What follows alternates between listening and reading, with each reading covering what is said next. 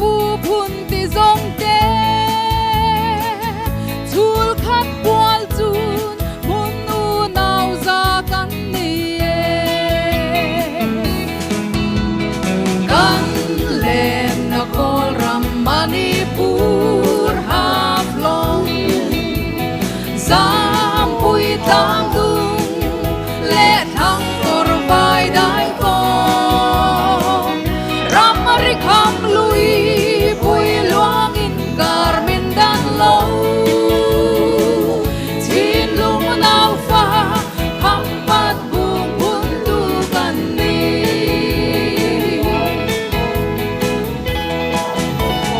kan chen na ram te dang in an pai leng tara kum sul tam po lo leng to ma ila jing mau sa u mangin me kan pai thi pi pu se na dui bu ral mom nam kan ni kan leng ruang chunga din kangai ve tamaya I amakkatia adam lotia kashalava mania I mani kati zana ni chu hospital atanga achwa zan khan mi ron bia I ida me mi tha em atia o kadame katia chuan ama khan ha ke kadam thalava I hospital ko oma I amaro chu min chwa tir ta vo in khan in lama in enbol thei to anti a tin hospital thia kaning ve khop maya te kha tia chuan engna nge ini tia ka tia bp su kha tia a bp kha changin asanga changin a hiam velani te chuan I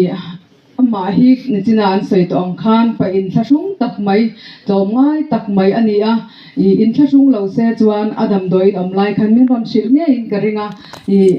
min ron shil se chuan ka kal kha ringa nga chu chu min ti boi hlau ni ber khan ka sia a kan pa bula khan padaran min ron bia he I hospital te oma maro chu he achwa ka I doctor ten hadin enkol thade ula aizol lama tin enkol in entidon nia minti a kha ti a ti thu ka soya ti chuan I abula khan anang te chu in ulukalom idam thale mayang kha ka tia kha mana barma kan zina kanat ang khan kana a te kha tia chuan abi pisang chungchang vel kha min shila ti chuan I hetianga a thi mai hi ka ring lawa padar ne ngan kanin zui kwal na sem ema I kan ina lo len nu dun ber chu hi kan sia thu ang khan chian ni that ni han mi alom na sem ema puk puya om ni ma se lung le ya han run tla thana sem ema lung le khwa pon kan se de utakin ka ringa ti chuan kan venga ra se venga khan mi thi om hian run kala December thla khan ta chuan kan ho hi I pu chong chu mate den khan kan ho chawani kha arun leng thapa ngal dona ti chuan in ka han lu ta chuan kan pa khan akhi padar ka mu kha tia chuan e ka auta padar lo leng ro thing pui ron in ro kha ka tia chuan pu chong chu ma khan I local ro I ka thale ang che kha tia ti chuan padar khan ama khan motor chuan te I katlai palanga te puchong chuma khan ka thale ang che kha te puchong a hian a ti du da thin em maya I chu chumi tum po cha ron leng renga motor kal hun to lo theng khan a lenga ti chuan puchong chuma khan hodona han a tha don tho chen lom ni ka tia puchong ala chuan ka motor thalawai nor pe thu ni mai motorin ka thang che ka ti hlei nem kha tia tiam vel khan anin soi sana sa thin em tin ama hi chuan no pang he in ti thina chan chu ka pa ti ai khan no pan dei wang khan amar chu kai ni tan chuan ka thia ni ma se kapa padar ka te thina thil I ama po hian te thil hi ka hre hlui ve riau nia hi te thina kapa te po hian te thina pudar chhona hi ke ni aya no pangte ma se thil a hriat na te a tha a te kha te yang chuan eng moi min shil na sa thin em a tin ni china kan hriat ang khan kita kol rama barma te kan zin hawa ama awang hian khampat bung pui award teng te po hi dong ka ni a mi zofa zinga hian zofa te in pum khat na hi ani tluka ve antam lovia win karinga I tun anga teng chupan eng emo rambuai kho chak lampang Myanmar te Manipur te ka tiang boy changchin hi link chi sang YouTube en the ni mi ron thon thina eng hi nge moi khoi tang hian nge moi si chhuan ni nang hian le hi ke te thina ti sang he min ron thon thina ni ti chuan a ve em maya tin ral tlan teng te mangai in angai to em a poisa han nei te wila chu o te hi ti thina tiang khan ral tlan ho tan te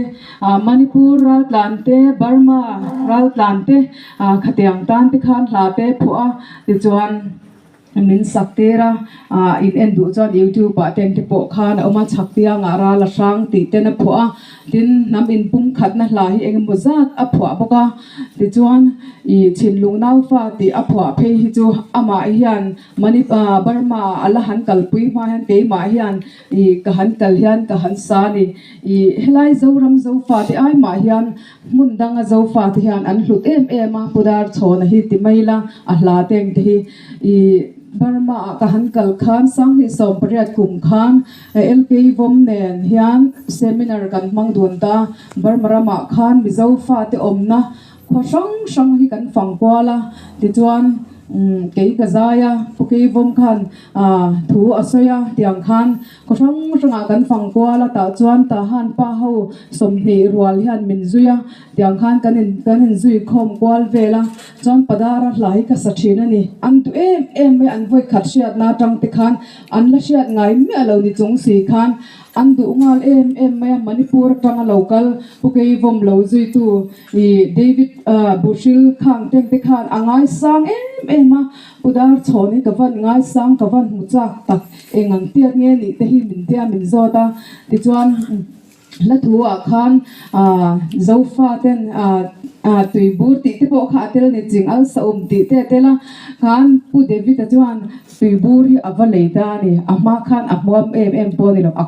khai ko la botol la han ngatingi ken ni kena katia namin pum khatna na tha kha tia amwam vele pang thina tiang khan I atopa ka hodon hian pudar chhon hi engte nge ni le kha ti le ta chuan nang ma ne kha in tet velang kha katia kor ka le sak du kha tia ti chuan kor le sak ha hi I chinlung nau fa phwa wang ka le sak ni ti khai lo shil don ni atia ka hon saka padar hi ka pe ni kemis kha ta hana khan a le saka min thon nge a chu tiang vel chuan ne chuan chu sang ni som pakwa khan khampat muna khan I chinlung nau fa aphu awang khan award kha e padar khan lan dona te po kha min lan ve a tiang han ama awangin khampat bung pui award hi kadong ve a kata lian a hlu em a tin zofa in bum khat na mai ni lovin la ni lovin I la I lung len na hla tiang te po hi a phwa thiama I mithi ngai na fam ngai na hla ten te po hi a phwa thiama a chan chin hi soido ni la soitur he tam em a mi ngai to zia mai chu tum khat phai chu ka BP hi asang khop maya chuan zan te kamu thei lawa hospital te zana te kan vatlam le rum thina padara kha na han alo sia I fort thuam riat pil hi ni ron thon ta ni te chuan thuam riat pil hi I chu mangai indon ne atia akha khop maya maro chu ka har pha sot te khan ka sia chuan I ama han ti boy le chu a ha ka tia mundang mi kan veng mi ka la padara min pe kha thaberin ka sia tha ka tia kan pa nen khan han padara te ta ha ka du kha ka tia kan han kal ta chuan ama khan an kotami mola ka lo tia lo ni lo so ta ven top dewa mun rem lo lut tu ka mi kha mi lo lak sak kha lo na kan vakala ek khai o min va han ngai to ve ka tia kham oi do le ka mi khati khan min lo lak sak kha lo nia I khati khop khan min ngai to em maya kan sei kwal do ami ngai to dan te khatiang khani a tin la thara nei hian hei la ka nei sin atia men on shila o karem chan ve le ka sadon nia te ka ti thina yang khani a I seidon chon seitur atam khop maya amaro chu hun te a chepa a chu wang chuan I thu sei me alawa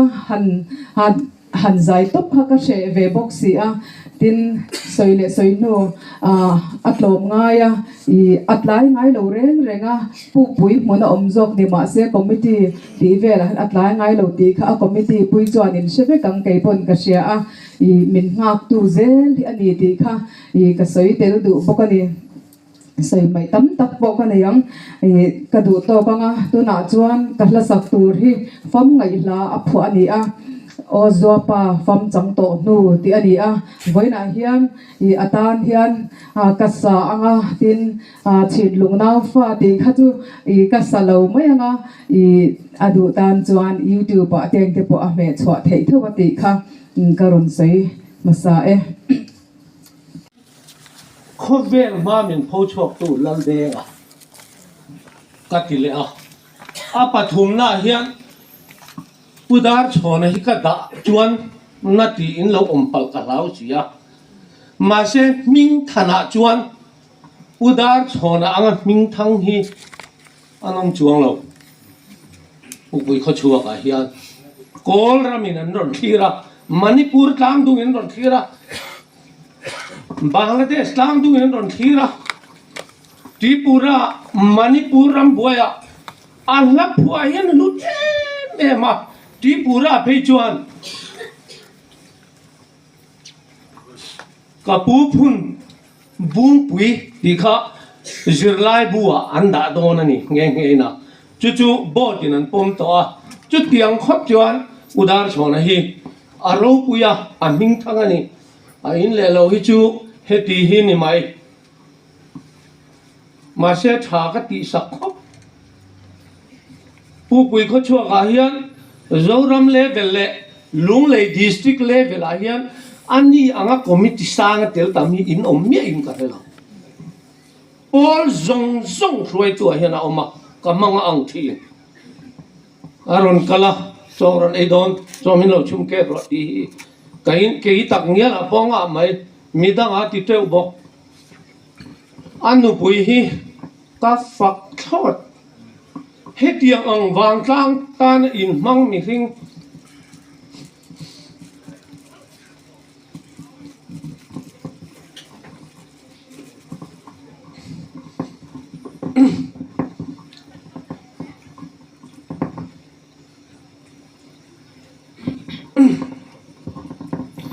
nu pui ni hi pu pui